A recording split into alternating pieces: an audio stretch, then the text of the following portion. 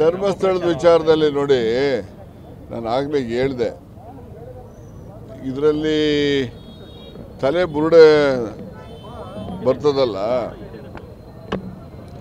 ತಲೆ ಬುರುಡೆ ತೆಗಿತಕ್ಕಂಥದ್ದು ಬಾಡಿನ ನಾವು ಭೂಮಿನಲ್ಲೇ ಹಾಕಿ ಮಣ್ಣು ಮಾಡಿದ ಮೇಲೆ ಆ ತಲೆ ಬುರುಡೆ ತೆಗೆದಿರ್ತಕ್ಕಂಥದ್ದು.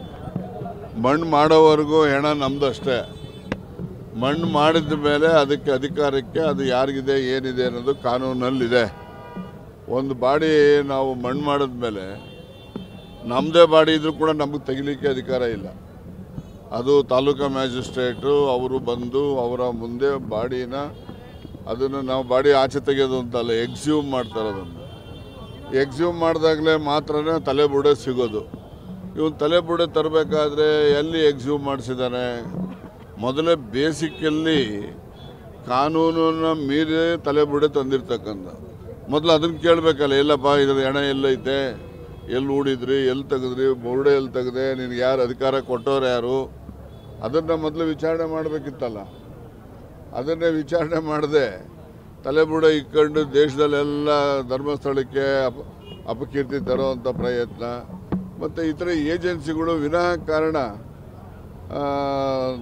ಅದನ್ನು ದೊಡ್ಡ ಮಟ್ಟಕ್ಕೆ ತೆಗೆದುಕೊಂಡು ಹೋಗಿ ಎಲ್ಲ ಗುಂಡಿಗಳು ತೆಗೆಯೋದು, ಎಲ್ಲ ಮನೆ ಮುಂದೆನೇ ಗುಂಡಿಗಳು ತೆಗೆದು ಪಾಪ ಮನೆಗಳಿಗೆಲ್ಲ ತೊಂದರೆ ಕೊಟ್ಟವ್ರಿಗೆ ಅಲ್ಲಿ. ಸೊ ಈ ಥರ ಎಲ್ಲ ಆಗಿದೆ. ಇದೆಲ್ಲ ಆಗ್ತಾ ಇರಲಿಲ್ಲ. ಪ್ರಾರಂಭಿಕ ಹಂತದಲ್ಲೇ ಸಾಮಾನ್ಯ ಜ್ಞಾನ ಬಳಸಿ ವಿಚಾರಣೆ ಪ್ರಾರಂಭ ಮಾಡಿದರೆ ಇದು ಇಷ್ಟೆಲ್ಲ ಅನಾಹುತಗಳು ಆಗ್ತಾ ಇರಲಿಲ್ಲ. ನೋಡಿ, ಇದು ಎಡಪಂಥೀಯರು ಬಲಪಂಥೀಯರು ಅನ್ನೋ ಇದನ್ನ ಒಪ್ಪೋದಿಲ್ಲ.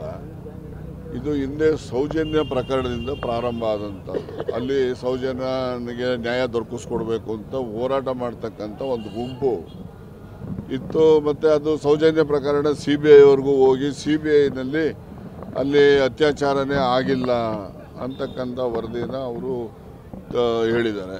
ಹಾಗಾಗಿ ಅದು ಅಲ್ಲಿನ ಅಸಮಾಧಾನ ಸೌಜನ್ಯ ಪ್ರಕರಣದಿಂದ ಪ್ರಾರಂಭ ಆಗಿದೆ. ಅದಕ್ಕೆ ಯಾರು ಬೆಂಬಲ ಕೊಡ್ತಾರೆ, ಯಾರು ಬೆಂಬಲ ಕೊಡೋದಿಲ್ಲ ಅಂತಕ್ಕಂಥದ್ದನ್ನು ನಾವು ಇಲ್ಲಿಂದ ಹೇಳಲಿಕ್ಕೆ ಆಗೋದಿಲ್ಲ. ಯಾಕೆಂದರೆ ಸೌಜನ್ಯ ಪ್ರಕರಣನೂ ಕೂಡ ಅಲ್ಲಿ ಸೌತ್ ಕನ್ನಡ ಜಿಲ್ಲೆಯಲ್ಲಿ ವಿಶೇಷವಾಗಿ ಬೆಳ್ತಂಗಡಿ, ಉಜಿರೆ ಆ ಭಾಗದಲ್ಲೆಲ್ಲ ಹೆಚ್ಚು ಪ್ರಾಮುಖ್ಯತೆಯನ್ನು ಪಡೆದಿದ್ದಂಥದ್ದು. ಅದು ಸುಮಾರು 10 ವರ್ಷದ ಹಿಂದಿನ ಪ್ರಕರಣ. ಅದು ಈಗ ಇದು ಯಾವುದೋ ತಲೆಬುರುಡೆ ಹಿಡ್ಕೊಂಡು ಇವನು ಯಾರೋ ಹೇಳ್ದ ಅಂತೇಳಿ ಮೊದಲು ನಾನು ಕಂಪ್ಲೇಂಟ್ ಕೊಡೋಕೆ ಹೋದವನು ನನ್ನ ಪೂರ್ವಾಪರ ನೋಡಬೇಕಲ್ವ, ಅವನು ಯಾರು, ಏನು, ಎತ್ತ, ಇವನು ಹೇಳೋದು ನಾವು ನಂಬಬೇಕಾ ನಂಬಾರ್ದು, ಇವೆಲ್ಲ ಮಾಡಬೇಕಲ್ಲ. ಅದನ್ನೆಲ್ಲ ಪೂರ್ವಾಪರ ಅವೆಲ್ಲ ನೋಡ್ದೇ ಅವನ ಹತ್ರ 164 ಸ್ಟೇಟ್ಮೆಂಟ್ ಮಾಡಿಸಿ SIT ಮಾಡ್ಕೊಂಡು ಇಲ್ಲಿನ ತನಕ ಮಾಡಿರ್ತಕ್ಕಂಥದ್ದು. ಇದು ಪ್ರಾರಂಭಿಕವಾಗಿಯೇ ಎಲ್ಲರೂ ಕೂಡ ಎಡವಿದ್ದಾರೆ ಅಂತಕ್ಕಂಥದ್ದು.